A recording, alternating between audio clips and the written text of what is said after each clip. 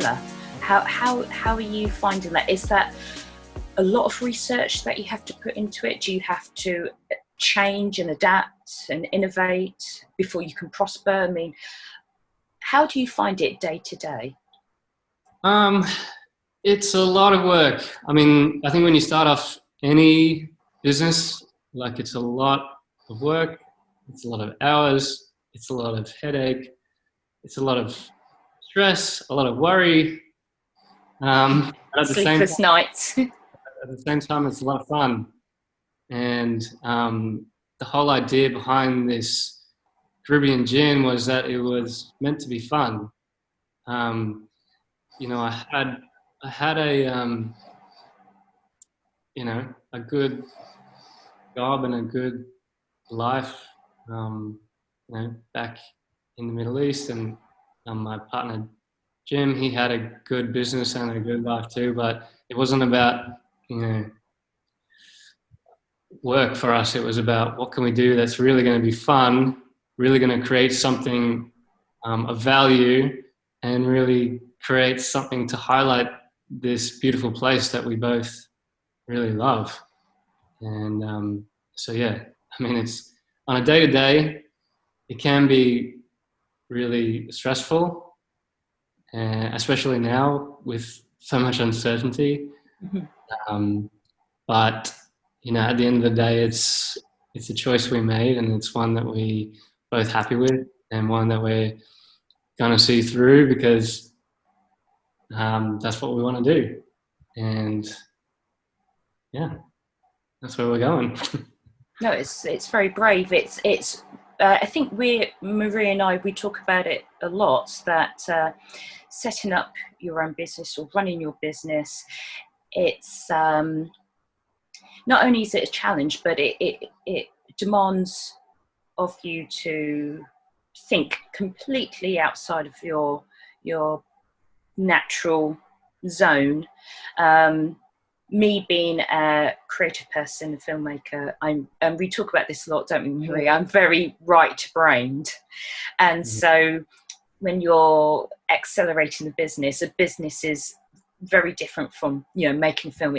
You have to tap into that left brain mentality and really put the pieces of the jigsaw together, but it challenges you, so I can definitely appreciate that.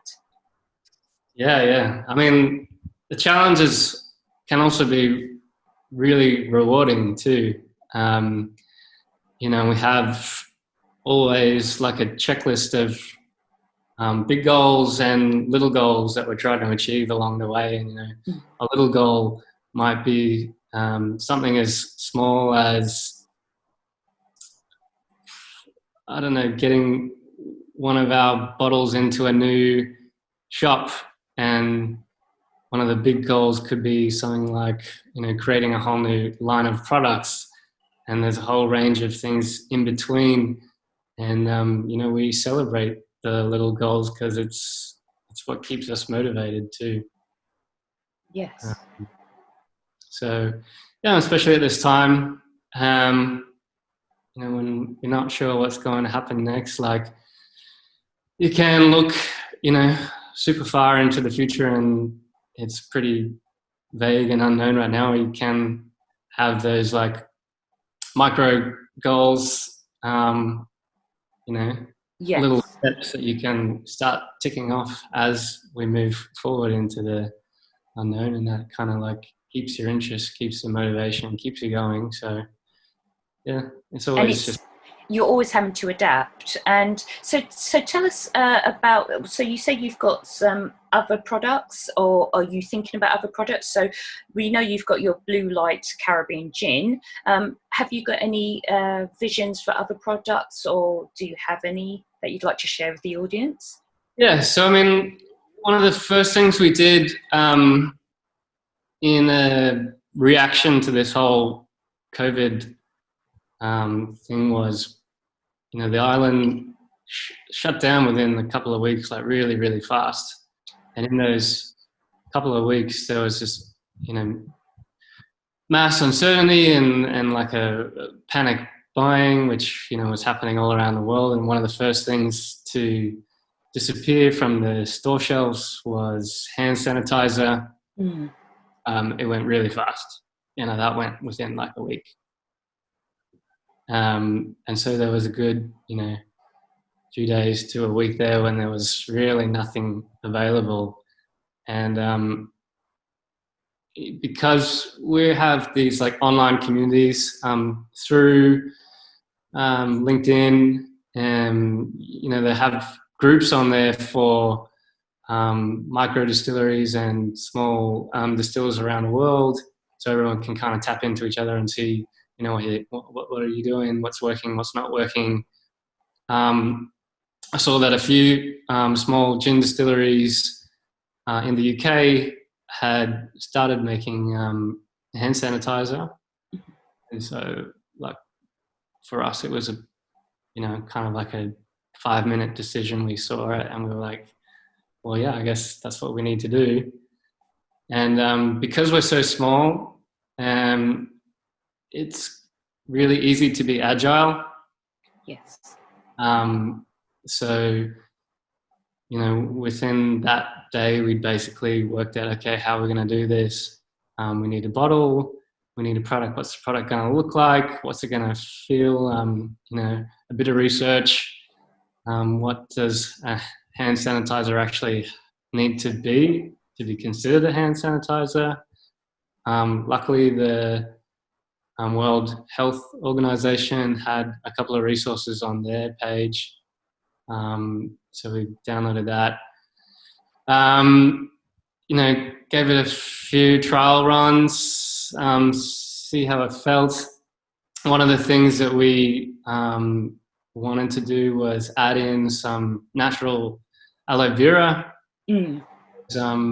You know, while the alcohol is really good for killing bacteria on your hands, it also strips those natural oils from your skin, and it can make your hands really dry. And so then again, you know, just using local connections and resources, we looked around like, who's got aloe vera? Who wants to, you know, sell us some aloe vera? And then within that day, you know, we'd found someone. So like I was out there with a bucket and a knife and, you know, down on the ground, like cutting aloe vera leaves and bringing them back to the distillery and hand peeling each one, Yeah. blending them up and trying these different ratios of alcohol to aloe vera to see what we could achieve. And then I think it was the next day we printed some labels, and the following day we had them bottled. And so the first batch that we made, we took straight up to the elderly homes, just because, you know, within that couple of weeks, it had basically, the news was saying, you know, like elderly people are the most vulnerable. We knew that you know, they'd already been, you know, a few days to a week without being able to buy any sanitizer from the shops. So that was our first point of call, which was really nice. We got really good feedback from, you know, the places that we went to, and they were all super thankful. You know, so that kind of encouraged us to keep going.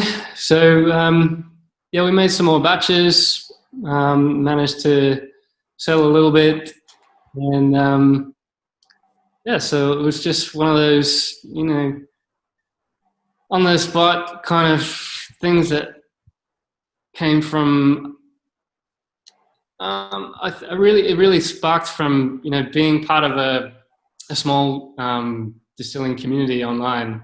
That was where we saw the inspiration for that. So yeah, I'd say, I mean, if you're in a small business, like if you can join groups with other small businesses doing something, you know, similar or within a similar industry, and you know, you can actually learn a lot from each other, and people were sharing things and sharing recipes, and so that was super useful for us.